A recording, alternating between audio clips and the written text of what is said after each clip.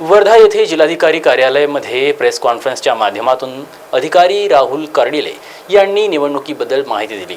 उमेदवारांना नॉमिनेशनची अंतिम तारीख 4 एप्रिलपर्यंत आहे व उमेदवारांचा अर्ज मागे घेण्याची तारीख 8 एप्रिल राहील। उमेदवारांसोबत फक्त 5 लोक आतमध्ये येऊ शकेल अशा पुष्कळशा गाईडलाईन्स त्यांनी प्रेस कॉन्फरन्सच्या माध्यमातून सांगितल्या। जी निवडणुकीची अधिसूचना ज्या दिवशी प्रसिद्ध होते त्या दिवसापासून आपलं नॉमिनेशन्स म्हणजे नामनिर्देशन पत्र स्वीकारण्याची आपली डेट उद्यापासून चालू होईल। त्यानंतर जे शेड्यूल आहे इलेक्शन कमिशनने दिलेलं फेज 2 साठी त्यामध्ये नॉमिनेशन सादर करण्याची जी अंतिम डेट आहे ती 4 एप्रिल 2024 गुरुवार। त्यानंतर आपण नेक्स्ट डेला इमिडिएटली त्याची छाननी करू। नामनिर्देशन पत्राची छाननी दिनांक 5 एप्रिल 2024 शुक्रवार।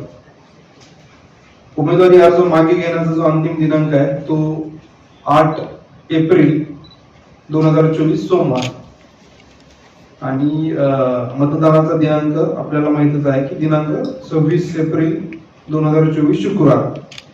त्याच्यामध्ये नॉमिनेशन्सचा जरी कालावधी 28 ते 4 असला तरी ज्या पब्लिक हॉलिडेज असतात म्हणजे निगोशिएबल इन्स्ट्रुमेंट ऍक्ट प्रमाणे ज्या पब्लिक हॉलिडे ट्रीट होतात त्या सर्व आपल्याला गृहीत धराव्या लागतात। त्या दिवशी नॉमिनेशन आपण घेऊ शकत नाही।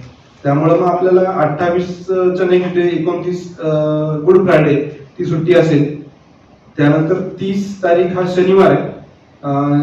शनिवारी 5 शनिवार असल्यामुळे तो निगोशिएबल इन्स्ट्रुमेंट ऍक्ट प्रमाणे दुसरा आणि चौथाच फक्त हॉलिडे आहे। त्यामुळे तो आपला वर्किंग असेल। 30 ला परत रविवार आहे तोही सुट्टी असेल। त्यामुळं आपले हे सुट्टीचे दिवस नॉमिनेशन घेण्याच्या तारखेमध्ये वगळण्यात येतील। तर ह्या अनुषंगाने आम्ही उद्या कलेक्टर ऑफिसच्या आमच्या केबिनच्या बाहेर नोटिफिकेशन इश्यू करू। तर सर्व न्यूजपेपरला पण आम्ही त्याची सूचना जी नियम 1 प्रमाणे ती दिलेली आहे। त्याचबरोबर नॉमिनेशन साठी कलेक्टर ऑफिसच्या 100 मीटरच्या आवारात जे नॉमिनेशन भरण्यासाठी उमेदवार येतील त्यांचे 3च व्हेकल्स अलाउड असतील आणि नॉमिनेशन भरताना उमेदवार आणि त्यासोबत 4 व्यक्ती तेवढे अलाउड असतील।